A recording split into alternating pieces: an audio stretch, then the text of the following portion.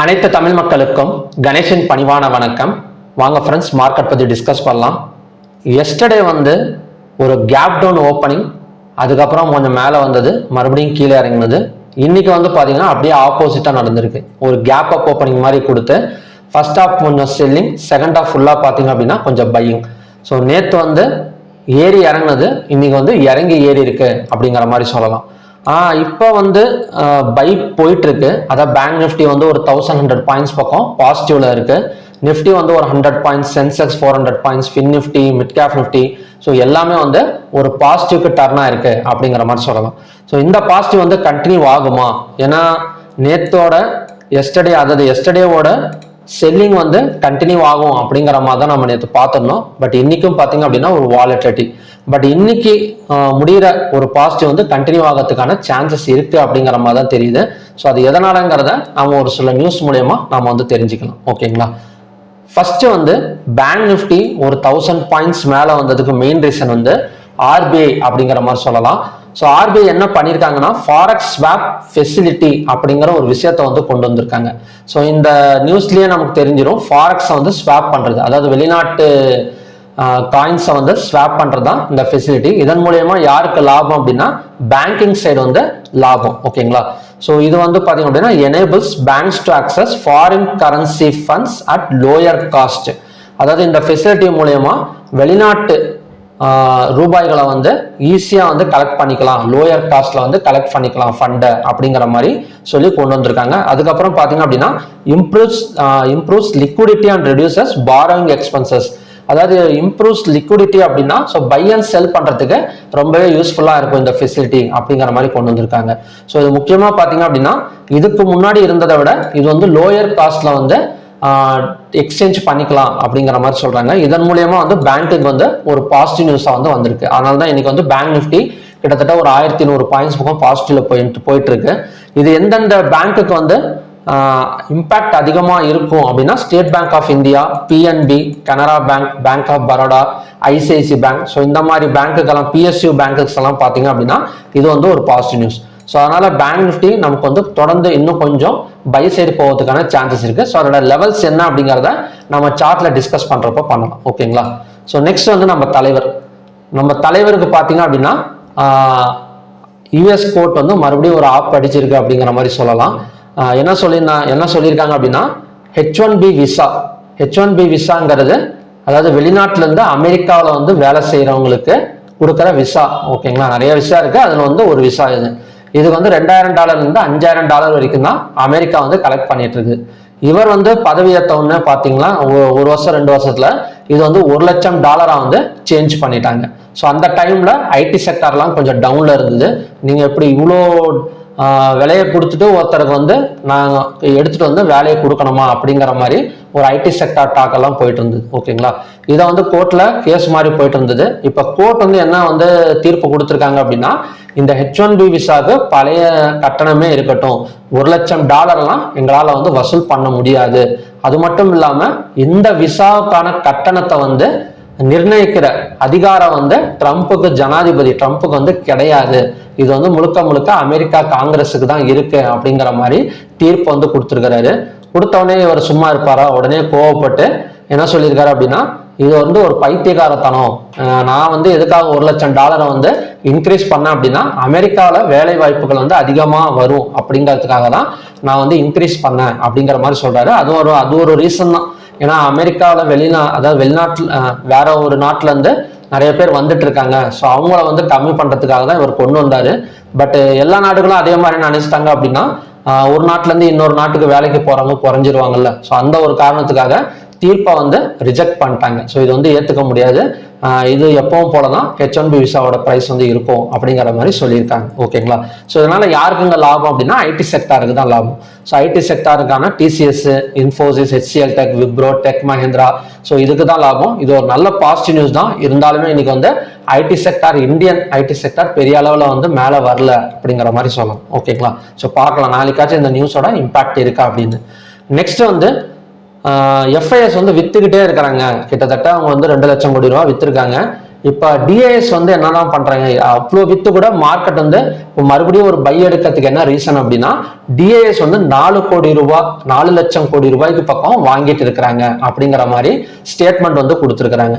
அதாவது ஈக்விட்டி இன்வெஸ்ட்மெண்ட்ல. ஓகேங்களா? ஸோ இது வந்து ஃபர்ஸ்ட் 5 months, அதாவது இந்த வருஷத்துல ஃபர்ஸ்ட் ஒரு 5 மாசத்துல மட்டும் 4 லட்சம் கோடி ரூபாய்க்கு வந்து டிஐஎஸ் வந்து தொடர்ந்து வாங்கிக்கிட்டே தான் இருக்கிறாங்க அப்படிங்கிற மாதிரி சொல்லியிருக்காங்க. ஸோ இது எதனால வாங்குறாங்கிறத நம்ம ஆல்ரெடி ஒரு வீடியோல கூட பார்த்துருக்கோம். மந்த்லி எஸ்ஐபி, ஸோ எஸ்ஐபியில மட்டுமே 30,000 கோடி ரூபாய் வருது. ஓகேங்களா? ஸோ இந்த 30,000 கோடி ரூபாயில ஆட்டோமேட்டிக் இவங்க வாங்கி வாங்கி போட ஸோ இன்னுமே வந்து மார்க்கெட் வந்து ஒரு பை சைட்ல தாக்கு பிடிக்குது, பெரிய அளவுல கிராஷ் ஆகாம கொஞ்சம் தாக்கு பிடிக்குது அப்படிங்கிற மாதிரி சொல்லலாம். ஓகேங்களா? இதுல வந்து எந்தெந்த இது இருக்கு அப்படின்னா, mutual funds, insurance, pension funds, so இதெல்லாம் பாத்தீங்க அப்படின்னா டிஐஎஸ். ஸோ எஃப்ஐஎஸ்லயும் அதெல்லாம் இருக்கும். பட் டிஐஎஸ்ல நாம கட்டுற எஸ்ஐபி மூலியமா வர்ற 30,000 கோடி ரூபாய் மாச வருமானத்துல இவங்க வந்து தொடர்ந்து வாங்கிட்டே இருக்கனால தான் பங்கு சந்தைகள் இன்னும் வந்து கொஞ்சம் ஹெல்த்தியா இருக்கு அப்படிங்கிற மாதிரி ஸ்டேட்மெண்ட் வந்து கொடுத்துருக்காங்க. ஓகே, இப்ப ஜனவரியில பார்த்தோம் அப்படின்னா 60,000 கோடி, அப்புறம் பாத்தீங்க அப்படின்னா பிப்ரவரியில 1,10,000 கோடி, 2 லட்சம், 3,20,000 கோடி போய் இப்போ வந்து பாத்தீங்க அப்படின்னா 4 லட்சம் கோடி ரூபா வரைக்கும் பை பண்ணியிருக்காங்க. இன்னொரு 6 மாசம் வந்து டைம் இருக்கு, பார்க்கலாம். ஸோ எப்படியும் பையிங்ல தான் இருப்பாங்க, அவங்களுக்கு தான் எஸ்ஐபி அமௌண்ட் வந்து வந்துட்டு இருக்குல்ல, அதெல்லாம் செல்லிங் அடிக்கிறதுக்கு பாசிபிலிட்டிஸ் வந்து கிடையாது. தொடர்ந்து பையிங்ல தான் இருப்பாங்க, அது மட்டும் ஹோல்டிங்ல தான் ஸ்டாக்ஸ் வந்து அதிகமாக வந்து வச்சிருப்பாங்க. ஓகே, ஸோ ஓகே ஃப்ரெண்ட்ஸ், இதுதான் பார்த்தீங்கன்னா இன்னைக்கான நியூஸ். நெக்ஸ்ட் வந்து நம்ம பேங்க் நிஃப்டிக்கு வந்துடலாம். ஸோ பேங்க் நிஃப்டி இப்போ என்னதாங்க இருக்கு அப்படின்னா, ஒரு ட்ரெண்ட் லைன் மாதிரி பிரேக் அவுட் பண்ணியிருக்கு. ஸோ இந்த ஜோன் பார்த்தீங்கன்னா தெரியும், ஆல்மோஸ்ட் இந்த இடத்துல ஒரு ரெசிஸ்டன்ஸ் எடுத்துட்டு இருந்தது, இப்போ வந்து பிரேக் அவுட் பண்ணிருக்கு அப்படின்னு சொல்லலாம். ஹையா பிரேக் அவுட் பண்ணா கண்டினியூஸா 56,338 வரைக்கும் வரதுக்கான சான்சஸ் இருக்கு. ஸோ ஆல்மோஸ்ட் நமக்கு வந்து பேங்க் நிஃப்டியில ஒரு பாசிட்டிவ் நியூஸும் வந்து வந்திருக்கு, அதாவது ஃபாரெக்ஸ் ஸ்வாப் அப்படின்னு. ஸோ அது வந்து ஒரு நல்ல நியூஸ் தான், நல்ல ஒரு பாசிட்டிவ் நியூஸ் தான். ஸோ அதனால நான் வந்து ரெசிஸ்டன்ஸ் வந்து எடுக்கல, ஹையா பிரேக் அவுட் பண்ணா கண்டினியூஸா நமக்கு வந்து பை போவதுக்கான சான்சஸ் இருக்கு. ஸோ கொஞ்சம் இறங்கி ஓப்பன் ஆனா கூட நமக்கு எந்த இடத்துல சப்போர்ட் எடுக்கும் அப்படின்னா, இந்த கேப்ல ஆல்ரெடி பாத்தீங்க அப்படின்னா நமக்கு 22 மேல ஒரு கேப் விழுந்தது. ஸோ அந்த இடத்த தான் சப்போர்ட்டா வந்து எடுத்துக்கலாம். 54,587.80 சப்போர்ட் ஜோன். ஹையா பிரேக் அவுட் பண்ணா கண்டினியூஸா கொஞ்சம் மேல வரதுக்கு சான்சஸ் இருக்கு. நெக்ஸ்ட் வந்து நிஃப்டி. இப்ப நிஃப்டி மார்னிங்ல கொஞ்சம் செல்லிங் ப்ரெஷர் இருந்தது, அதை வந்து கண்டுபிடிச்சிருக்க முடியும். எதனால சொல்றேன் அப்படின்னா, மார்னிங்ல வந்து நமக்கு வந்து ஓப்பன் அண்ட் ஹை வந்து சேமா இருந்தது, 23,259.45. ஸோ எப்பெல்லாம் ஓப்பன் அண்ட் ஹை வந்து சேமா இருந்து ஒரு 15 நிமிஷம் வச்சு பிரேக் அவுட் பண்ணாம இருக்கணும். நல்லா புரிஞ்சுக்கோங்க, 15 நிமிஷம் வச்சு நமக்கு வந்து பிரேக் அவுட் பண்ணாத, அது ஃபர்ஸ்ட் 15 மினிட்ஸ் கேண்டில் ஆச்சு பிரேக் அவுட் பண்ணாம இருக்கணும். ஓகேங்களா? ஸோ அப்படி இருந்தது அப்படின்னா ஒரு பியரிஷ் கண்டிஷன் ஸ்டார்ட் ஆக போகுதுன்னு அர்த்தம். அதே மாதிரி ஓப்பன் அண்ட் லோ வந்து சேமா இருந்து ஃபர்ஸ்ட் ஒரு கேண்டில் விட்டுருங்க, 15 மினிட்ஸ் கேண்டில் விட்டுருங்க, அந்த கேண்டிலோட ஹையா பிரேக் அவுட் பண்ணும். ஓப்பன் அண்ட் லோ சேமா இருந்தா ஹையா பிரேக் அவுட் பண்ணும், ஓப்பன் அண்ட் ஹை சேமா இருந்தா லோவா பிரேக் அவுட் பண்ணும். ஓகேங்களா? ஸோ இதுதான் பாத்தீங்கன்னா சிம்பிள் கண்டிஷன். ஸோ அதன் மூலியமா பாத்தீங்கன்னா லோவா பிரேக் அவுட் பண்ணிட்டு 23,195ல இருந்து ஒரு 95 பாயிண்ட்ஸ் பக்கம் டவுன் எடுத்திருக்கு அப்படிங்கிற மாதிரி சொல்லலாம். ஸோ அதுக்கப்புறம் நமக்கு ஒரு சப்போர்ட் எடுத்து இந்த இடத்தையும் பிரேக் அவுட் பண்ணிட்டு, அதாவது இன்னைக்கான ஓப்பன் ஹையும் பிரேக் அவுட் பண்ணிருக்கேன், எஸ்டர்டே ஹையும் பிரேக் அவுட் பண்ணிட்டு நமக்கு மேல கேண்டில் க்ளோஸ் வச்சு ஒரு பையிங் கன்ஃபர்மேஷன் நிஃப்டி கொடுத்துருக்கு அப்படிங்கிற மாதிரி சொல்லலாம். ஸோ நெக்ஸ்ட் டார்கெட் என்னவா இருக்கும் அப்படின்னா, ஒரு டார்டைஸ் மூவ்மெண்ட் கொடுக்கறதுக்கு சான்சஸ் இருக்கு. ஏன்னா நமக்கு பாசிட்டிவ் நியூஸ் தான் இருக்கு, அப்படி இருந்தாலுமே கூட நமக்கு கொஞ்சம் கொஞ்சமா தான் மேல வந்துட்டு இருக்கு. ஓகேங்களா? எப்பவுமே பங்கு சந்தைகள் நல்ல பாசிட்டிவ் நியூஸுக்கு மெதுவா தான் ஏறும், சின்ன நெகட்டிவ் நியூஸுக்கு வேகமா இறங்கிடும். ஓகேங்களா? அப்படி இருக்கிறப்ப 23,267க்கு மேல நாளைக்கு ஓப்பனிங் கொடுத்தது அப்படின்னா கண்டினியூஸா நமக்கு வந்து 100-200 பாயிண்ட்ஸ் அந்த மாதிரி கொஞ்சம் கொஞ்சமா மேல வரதுக்கு சான்சஸ் இருக்கு. கொஞ்சம் கீழே இறங்கி ஒரு கேப் டவுன்ல ஓப்பனிங் எடுத்தாலுமே கூட இந்த 23,087 தான் நமக்கான next support zone. Okay, next வந்து சென்செக்ஸ் பார்க்கலாம். ஸோ சென்செக்ஸ் ஆல்சோ இந்த சேம் கண்டிஷன் அப்படிங்கிற மாதிரி சொல்லலாம். 73,996க்கு மேல ஓப்பனிங் கொடுத்தது அப்படின்னா கண்டினியூஸா ஒரு 200-300 பாயிண்ட்ஸ் பக்கம் மார்னிங் டைமே நம்ம வந்து எக்ஸ்பெக்ட் பண்ணலாம். கொஞ்சம் கீழே இறங்கி ஓப்பன் ஆனா கூட இந்த 73,424ங்கிறது next support zone. So resistance நான் வந்து டிராப் பண்ணல, வேணும்னா ஒரு டார்கெட் பேசிக்ஸுக்கு வேணா ஒரு ரெசிஸ்டன்ஸ் வந்து நான் டிராப் பண்ணிக்கிறேன். ஓகேங்களா? சென்செக்ஸ்ல ஒரு டார்கெட் அண்ட் ரெசிஸ்டன்ஸ் கூட 74,700. ஸோ நிஃப்டியில் நம்ம வந்து ரெசிஸ்டன்ஸ் எடுக்கணும் அப்படின்னா நமக்கு இந்த இடம், ஸோ இந்த ஜோன் வேணா எடுத்துக்கலாம். 23,500 வரைக்கும் ரீச் ஆகக்கூடிய சான்சஸ் இருக்கு. 23,500 தான் நமக்கான அடுத்த ரெசிஸ்டன்ஸ் ஜோன். நெக்ஸ்ட் வந்து fin Nifty. So fin Nifty almost ஒரு நல்ல கண்டிஷன்ல இருக்கு, நல்ல ஒரு பையிங் கண்டிஷன்ல இருக்கு அப்படிங்கிற மாதிரி சொல்லலாம். ஹையும் பிரேக் அவுட் பண்ணிட்டு மேலே வந்திருக்கு. ஸோ இந்த இடத்துல சப்போர்ட் எடுத்திருக்கு 24,950 தான். ஸோ நாளைக்கான சப்போர்ட் ஜோன். ஹையை பிரேக் அவுட் பண்ண கண்டினியூஸாக நமக்கு வந்து மேலே வரதுக்கு சான்சஸ் இருக்கு. ஸோ ஓவராலா நாளைக்கோட மார்க்கெட் எப்படி இருக்கும் அப்படின்னா ஹையை பிரேக் அவுட் பண்ணிட்டு மேலே வரும், இல்லைன்னா பிவோட் பாயிண்ட் கூட ட்ரா பண்ணி வச்சுக்கோங்க, ரொம்ப யூஸ்ஃபுல்லாக இருக்கும். ஏன்னா ஒரு நியூஸ் மூலியமா மார்க்கெட் நல்லா மேலே வந்துட்டு இருக்கிறப்ப ஒரு ப்ராஃபிட் புக்கிங் நடந்தது அப்படின்னா அது பிவோட் வரைக்கும் வந்துட்டு மேலே வரும். அதுதான் சிம்பிள் ஒரு எக்ஸ்பிளனேஷன் தான். ஓகேங்களா, அதாவது ஒரு 1000 பாயிண்ட் ஏறுதுன்னு வச்சுக்கோங்களேன், காலையில போனவுடனே எல்லாரும் ப்ராஃபிட் புக்கிங் பண்ண ஆரம்பிச்சிருவாங்க, கொஞ்சம் கீழே இறங்கும். எவ்வளவு தூரம் இறங்கும் அப்படின்னா பிவோட் வரைக்கும் இறங்கும். பிவோட் வரைக்கும் வந்துட்டு அங்கிருந்து மறுபடியும் ரிட்டர்ன் ஆகக்கூடிய சான்சஸ் இருக்கும். ஸோ இது நோட் பண்ணி பாருங்க, ரொம்ப யூஸ்ஃபுல்லா இருக்கும். நெக்ஸ்ட் வந்து India VIX and USD INR mid cap Nifty. So mid cap நிஃப்டியும் ஹையா பிரேக் அவுட் பண்ணா கண்டினியூஸா நமக்கு வந்து 14,293. நெக்ஸ்ட் சப்போர்ட் ஜோனுங்கிறது 14,111.80. நெக்ஸ்ட் வந்து India VIX and USD INR எதை வந்து நமக்கு வந்து இப்போதைக்கு வந்து சப்போர்ட் பண்ணுது அப்படின்னா ஒரு பை சைடு வந்து சப்போர்ட் பண்ணுது அப்படிங்கிற மாதிரி சொல்லலாம். இன்னைக்கு வந்து யூஎஸ்டி ஐஎன்ஆர் வந்து கொஞ்சம் ஸ்ட்ராங் ஆகிட்டே போகுது, ஒரு 0.36%. ஒரு பெரிய ஸ்ட்ராங்கு பெரிய பைங்கிறது கிடையாது. கிட்டத்தட்ட நமக்கு மே 25ஆம் தேதியிலேருந்து ஒரே இடத்துல தான் ரவுண்ட் அடிச்சிட்டு இருக்கு அப்படிங்கிற மாதிரி சொல்லலாம். ஸோ ஆர்பிஐ இன்னைக்கு வந்து ஃபாரெக்ஸ் ஃபெசிலிட்டி வந்து கொண்டு வந்திருக்கிறாங்க. ஸோ இதன் மூலியமாச்சு ஒரு என்ன சொல்றதுன்னா ஒரு பாயிண்ட் இறங்குன்னு எதிர்பார்த்தேன். இன்னைக்கும் பார்த்தீங்க அப்படின்னா வெறும் 0.36 மட்டும்தான் நமக்கு வந்து டவுன் ஆயிருக்கு. நெக்ஸ்ட் வந்து India Vicks. So India Vicks எடுத்துக்கிட்டா அதுவுமே வந்து கொஞ்சம் கிரீடி மார்க்கெட்டை தான் இருக்கு, ஃபியர் மார்க்கெட் வந்து இப்போதைக்கு வந்து கிடையாது. ஓகேங்களா, ஸோ ஓகே ஃப்ரெண்ட்ஸ், இதுதான் பார்த்தீங்கன்னா கண்டிஷன்ஸ். நமக்கு ஐடி செக்டார் என்னங்க ஆகும் அப்படின்னா ஐடி செக்டார் மேலே வர வேண்டியது. ஸோ ஏன்னா நிறைய நியூஸஸ் எல்லாம் வந்துட்டு இருக்கு. டிசிஎஸும் பார்த்தீங்க அப்படின்னா நல்ல ஒரு ரெவன்யூ ஏஐ பொறுத்த வரைக்கும். ஸோ மற்றபடி இன்னைக்கு அந்த H1B விசா கேன்சல் பண்ணதுக்கும் பார்த்தீங்க அப்படின்னா நல்ல இதுதான். இன்னைக்கு வந்து கொடுக்காம நாளைக்கு மேபி ஐடி செக்டார் நல்ல ஒரு க்ரோத் கொடுக்கறதுக்கும் சான்சஸ் இருக்கு. ஓகேங்களா, நான் இப்போ எதுக்கும் பார்த்தீங்க அப்படின்னா மார்னிங்ல ஏடிஆர் வேல்யூஸ் வந்து மார்னிங் வீடியோவில் வந்து அப்டேட் பண்றேன். ஸோ அதுவுமே வாட்ச் பண்ணுங்க, ரொம்ப யூஸ்ஃபுல்லா இருக்கும். ஸ்டாக் ஹிட் மேப் என்ன சொல்லுது அப்படின்னா எல்லாமே நல்லா தான் இருக்கு, எதுவும் பண்ண வேணாம் அப்படிங்கிற மாதிரி தான் சொல்லுது. அங்கங்க கொஞ்சம் ரெட்டில் இருக்க தவிர ஸோ மற்றபடி ஹைவேட்டே ஸ்டாக்ஸ் வந்து ஸ்ட்ராங்கா இருக்கு அப்படிங்கிற மாதிரி சொல்லலாம். அதுலேயும் பேங்கிங் அண்ட் ஃபினான்ஸ் செக்டர் எல்லாமே வந்து கிரீன் தான். ரிலையன்ஸ், அதுக்கப்புறம் பார்த்தீங்க அப்படின்னா ஆட்டோ செக்டார், எல்லா செக்டார்ல இருக்கிற ஹைவேட்டே ஸ்டாக்ஸ் வந்து கிரீன்ல இருக்கு. ஓகேங்களா, நெக்ஸ்ட் வந்து வேர்ல்டு இண்டெக்ஸ்.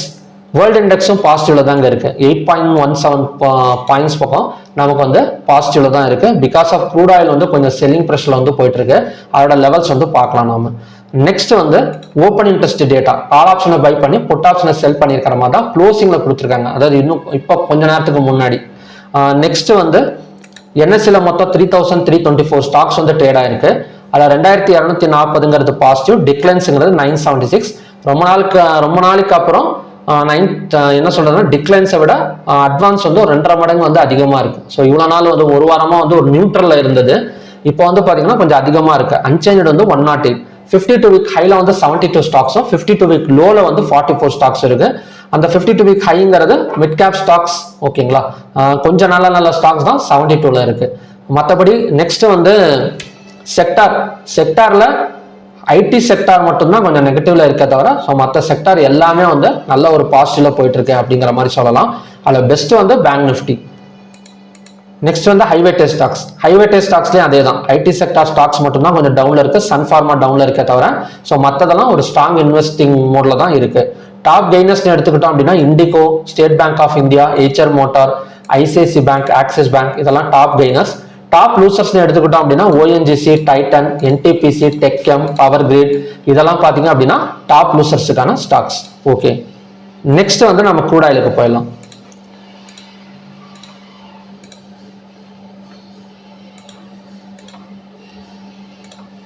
க்ரூட் ஆயிலோட இந்த இடத்த வந்து பிரேக் அவுட் பண்ணிட்டு கீழே வந்திருக்கு. ஓகேங்களா, ஸோ லாஸ்ட் சப்போர்ட் மட்டும் இந்த இடத்துல டச் பண்ணியிருக்கு. ஸோ இந்த ஜோன் தான் நமக்கான லாஸ்ட் சப்போர்ட் ஜோன். ஸோ அதையும் பிரேக் அவுட் பண்ணிட்டு நமக்கு கீழே வந்திருக்கனால எக்ஸாக்டா நம்ம ரெசிஸ்டன்ஸ் மட்டும் பார்த்தா போதும், சப்போர்ட்டுங்கிறது கொஞ்சம் தூரமா இருக்கு. ஸோ இந்த இடத்துல டிரா பண்ணோம் பார்த்தீங்களா, ஸோ இந்த லைனுக்கும் கீழே நமக்கு க்ளோசிங் வச்சிருச்சு அப்படிங்கிற மாதிரி சொல்லலாம். ஸோ அப்படி இருக்கிறப்ப நெக்ஸ்ட் ரெசிஸ்டன்ஸ் ஜோனுங்கிறது 8,574 and 8,006. ஸோ இந்த இடம் வந்தால் மறுபடியும் நமக்கு வந்து டவுன் எடுக்கிறதுக்கான சான்சஸ் இருக்கு. மார்னிங்ல அந்த இடத்த வந்து சப்போர்ட்னு சொல்லியிருந்தேன், அதே சமயம் இந்த இடத்த செல் சைடு பிரேக் அவுட்னு சொல்லியிருந்தேன். ஸோ செல் சைடு பிரேக் அவுட் நடந்ததுக்கு அப்புறம் பார்த்தீங்க அப்படின்னா நமக்கு வந்து ஒரு 100 பாயிண்ட்ஸ் பக்கம் டவுன் ஆயிருக்கு. ஸோ அகைன் வந்து 8574 அல்லது 8601 வந்தால் நமக்கு வந்து டவுன் மறுபடியும் ஒரு 100 to 200 பாயிண்ட்ஸ் வரைக்கும் டவுன் ஆக சான்சஸ் இருக்கு. இல்லைன்னா இன்னைக்கான லோவை பிரேக் அவுட் பண்ணா கூட கண்டினியூஸா 8200 வரைக்கும் எக்ஸ்பெக்ட் பண்ணலாம். ஓகேங்களா, ஒரு பெரிய ஃபால்னு சொல்லிட முடியாது, பட் செல்லிங் சைடு வந்து கண்டினியூஷன் ஆகும். நெக்ஸ்ட் வந்து நேச்சுரல் கேஸ். இப்போ நேச்சுரல் கேஸை பொறுத்த வரைக்கும் மார்கன் ஸ்டான்லி அப்படிங்கிற ஒரு இன்வெஸ்ட்மெண்ட் கம்பெனி வந்து என்ன சொல்லியிருக்கு அப்படின்னா, நேச்சுரல் கேஸ் வந்து அதாவது எல்பிஜி வேர்ல்டு லெவலில் வந்து டிமாண்ட்ல இருக்கு. அதனால நேச்சுரல் கேஸுங்கிறது நல்ல வந்து ஒரு என்ன சொல்றதுன்னா விலை வந்து மேலே வரதுக்கு சான்சஸ் நிறைய இருக்கு அப்படிங்கிற மாதிரி சொல்லியிருந்தாங்க. இப்போ மார்னிங் ஓப்பன் ஆன இடத்துல இருந்து நமக்கு ஒரு 306.6 வரைக்கும் வந்திருக்கு. ஸோ மார்னிங்ல இந்த இடம் ரெசிஸ்டன்ஸ் சொல்லியிருந்தேன், பட் ஓகே ரெசிஸ்டன்ஸ்னா கூட நமக்கு வந்து ஒரு 3 பாயிண்ட் கொடுத்துட்டு தான் போயிருக்கு. ஸோ அகைன் வந்து இதுதான் break out level. 305.5 break out பண்ணா 311.6 வரைக்கும் வரதுக்கான சான்சஸ் வந்து நேச்சுரல் கேஸ்ல வந்து இருக்கு. நெக்ஸ்ட் வந்து கோல்டு பார்க்கலாம். ஸோ கோல்டு வந்து மார்னிங்ல சொன்ன ரெசிஸ்டன்ஸ் வந்து கரெக்டாக ஒர்க் அவுட் ஆயிருக்கு அப்படின்னு நினைக்கிறேன். 1,55,313. ஸோ இந்த லோவை பிரேக் அவுட் பண்ணா கண்டினியூஸா 1,53,213 வரைக்கும் வரதுக்கான சான்சஸ் இருக்கு. நெக்ஸ்ட் சப்போர்ட்டுங்கிறது 1,53,213. ஸோ நெக்ஸ்ட் வந்து சில்வர். ஸோ சில்வர் மட்டும் பெரிய அளவில் மூவ்மெண்ட் வந்து கிடையாதுங்க. இப்போதைக்கு மார்னிங்ல சொன்ன சேம் கண்டிஷனையே ஃபாலோ பண்ணிக்கலாம். நெக்ஸ்ட் ரெசிஸ்டன்ஸ்ங்கிறது 2,50,884, சப்போர்ட்டுங்கிறது 2,38,974. ஸோ எந்த பக்கம் பிரேக் அவுட் ஆகிட்டு எப்படி போகும்னு தெரியல. சில்வரை பொறுத்த வரைக்கும் அன்பிரடிக்டபிள் கண்டிஷனாக தான் இருக்கு இப்போ பொறுத்த வரைக்கும். ஸோ ஏதாவது ஒரு பக்கம் மூவ்மெண்ட் கொடுக்கட்டும், நாளைக்கு மார்னிங் அதோட கரெக்டான லெவல்ஸை வந்து பார்த்துக்கலாம். ஓகேங்களா. ஸோ நெக்ஸ்ட் வந்து காப்பர். ஸோ காப்பர் மட்டும் பை சைடு பிரேக் அவுட் எடுத்திருக்குன்னு சொல்லலாம். ஹையா பிரேக் அவுட் பண்ணா ஒரு 5 to 10 பாயிண்ட்ஸ் பக்கம் எக்ஸ்பெக்ட் பண்ணலாம். இப்போ நின்றுட்டு இருக்கிறது ஒரு சப்போர்ட் ஜோன்ல தான் 1342.20. ஸோ ஓகே ஃப்ரெண்ட்ஸ், இதுதான் பார்த்தீங்கன்னா ஈவினிங் எம்சிஎக்ஸ் கண்டிஷன்ஸ். நிஃப்டி பார்க்கலாம். ஸோ நிஃப்டி நமக்கு வந்து 23,267க்கு மேலே ஒரு 5 மினிட்ஸ் கேண்டல் வந்து க்ளோசிங் வச்சது அப்படின்னா இல்லை ஓப்பன் ஆனாலும் நமக்கு வந்து பை சைடு கண்டினியூஷன் ஆகும். இல்லைன்னா கொஞ்சம் கீழே இறங்கினா 23,087ங்கிறதா நமக்கான நெக்ஸ்ட் சப்போர்ட் ஜோன். ஓகேங்களா. ஸோ ஓகே ஃப்ரெண்ட்ஸ், மறுபடியுமே பார்த்தீங்க அப்படின்னா இன்னொரு நல்ல ப்ரிடிக்ஷன் வீடியோட நான் வந்து உங்களை மீட் பண்ணுறேன். மறக்காம சேனலை சப்ஸ்கிரைப் பண்ணிடுங்க. Thank you very much.